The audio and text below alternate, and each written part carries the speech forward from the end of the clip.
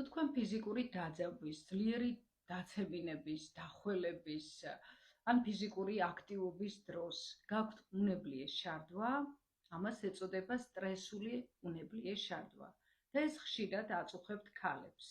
სტრესული უნებლიეს შარდვა ქალებს ხშირად მენოპაუზაში, ანუ კლიმაქსის პერიოდში უვითარდებათ.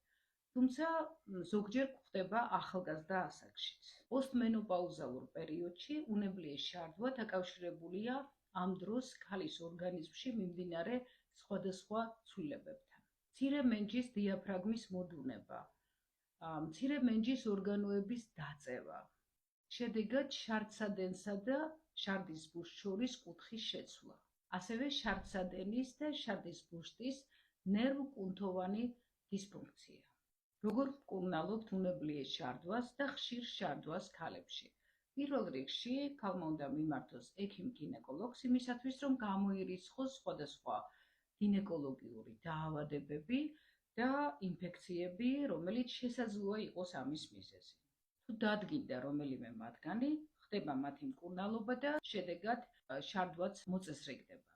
მაგრამ არის რიგი შემთხვევები, როცა აქ საჭიროა უროლოგის ჩარევა, ექიმი უროლოგის, რომელიც ნიშნავს პრეპარატებს, რომელიც ხელს უწყობს შარდის ბუშტის მოდუნებას. ამ დროს ნაკლებადაა მოთხოვნა მოშარდვაზე და არ იძაბება შარდის ბუშტი. არსებობს მეთოდი, რომლითაც შესაძლებელია ამ პრობლემის მარტივად მოგვარება. ეს არის ავტოპლაზით და ჰიალურონით მკურნალობა, რაც გულისხმობს სფინკტერის ნერვკუნთოვანი სტრუქტურის აღდგენას და გაჯანსაღებას და საჭიროების შემთხვევაში საშარდე მილის მექანიკურ შევიწროებას. ეს მარტივი პროცედურაა და ეფექტი დგება პროცედურის ჩატარებისთანავე.